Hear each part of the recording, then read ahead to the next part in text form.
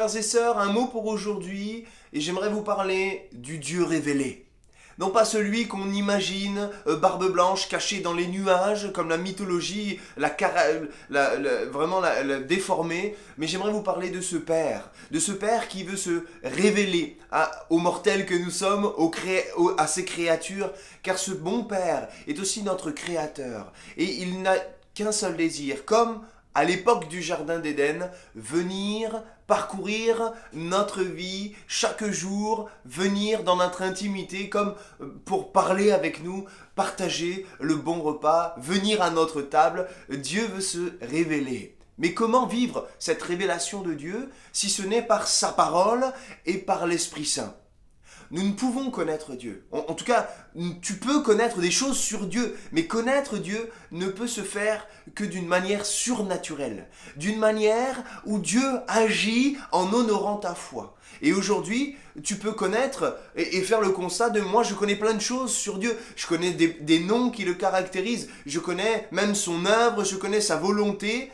En tout cas, dans ce que tu as compris de sa parole, mais Dieu veut t'amener plus loin et il voudrait, comme il l'a fait pour l'apôtre Paul, se révéler à toi. D'ailleurs, il le raconte dans Acte 26, donc dans Acte 9, mais aussi dans Acte 26, et c'est ce passage-là que j'aimerais vous lire.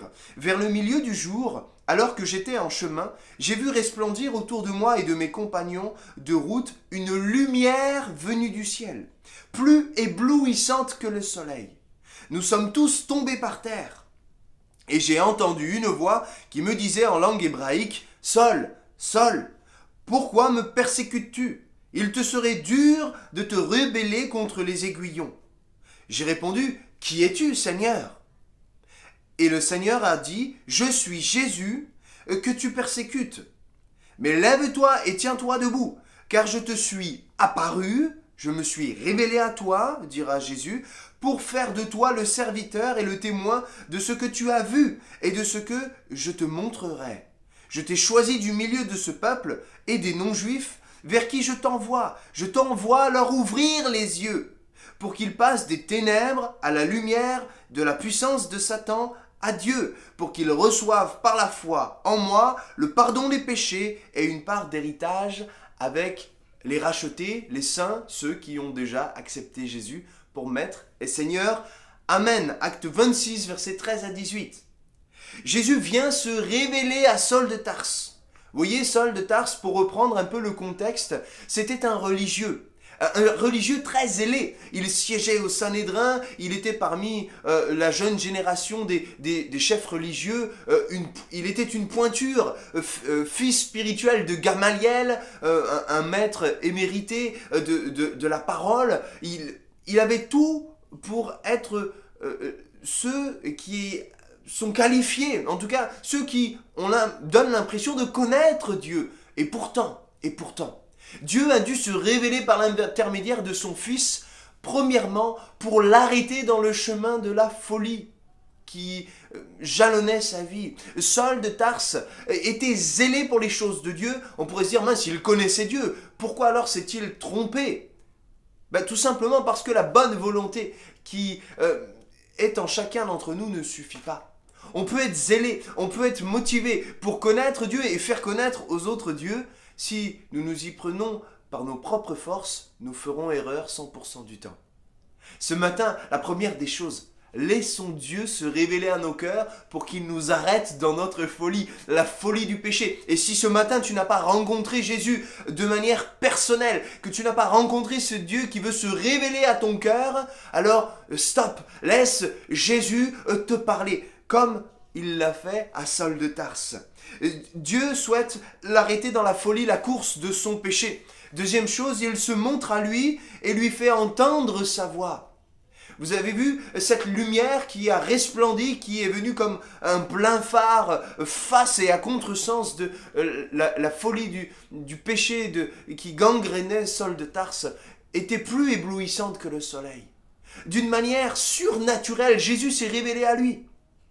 Ce matin, en lisant la parole de Dieu, en priant, en réclamant à Jésus cette révélation, Ne t'attends pas à ce qu'il te parle avec intelligence, mais d'une manière surnaturelle. Un miracle du Dieu par sa parole qui va venir, boum, comme un flash plus fort que le soleil, te mettre à terre.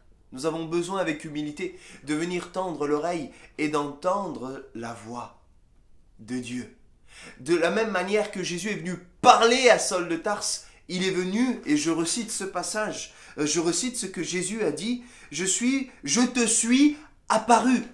Même si Saul de Tarse ne le voyait pas parce que le soleil, cette lumière était plus forte que le soleil, comment Jésus peut-il apparaître devant Saul de Tarse? Comment Saul de Tarse peut-il voir Jésus si les yeux physiques sont empêchés de voir? Tout simplement parce que Jésus est venu se révéler. Se révéler.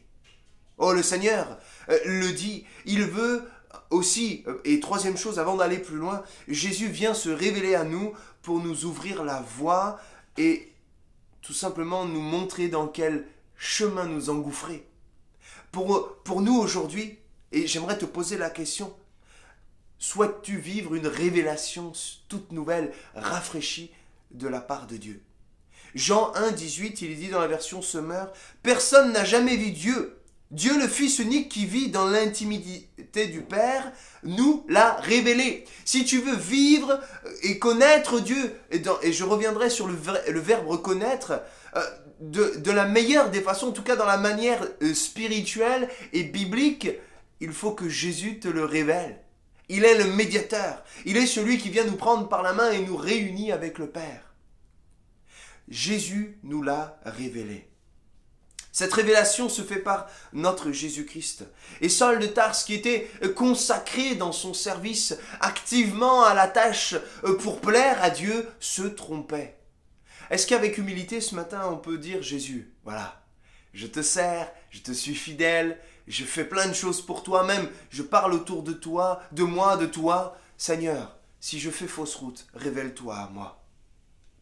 Et le Seigneur nous montre quelque chose de fort toujours dans la parole de Dieu, dans Éphésiens chapitre 1, à partir du verset 17 à 23. Je ne vais pas tout lire, mais je voudrais tout simplement vous souligner quelque chose. Il est dit que Paul va parler à l'église d'Éphèse et leur dire « Je demande au Dieu de notre Seigneur Jésus-Christ, au Père glorieux, de vous donner l'esprit de sagesse qui vous le révélera et vous le fera vraiment connaître. » Paul, qui a vécu cette révélation, ne peut que prier pour ceux qui sont autour de lui pour qu'ils vivent la même révélation.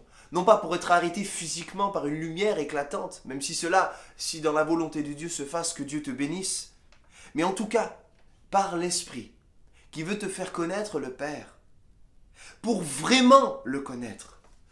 Connaître dans le grec, c'est ginosko, en tout cas dans ce passage-là. Dans un autre passage, dans Matthieu 16, 16, en tout cas, Jésus va dans le verset 17, dans le verset 16, Pierre dit « Tu es le Messie, le Fils du Dieu vivant » et Jésus lui dira « Ce n'est pas la chair et l'intelligence qui te le fait connaître, mais c'est le Saint-Esprit qui te l'a révélé. » C'est connaître, du verbe grec ginosko.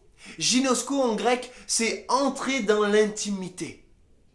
Et ce matin, la seule raison que Dieu a de se révéler à ton cœur encore, c'est pour te faire entrer dans l'intimité. Ce matin, comme Saul de Tarse, si nous vivons régis par le péché, réclamons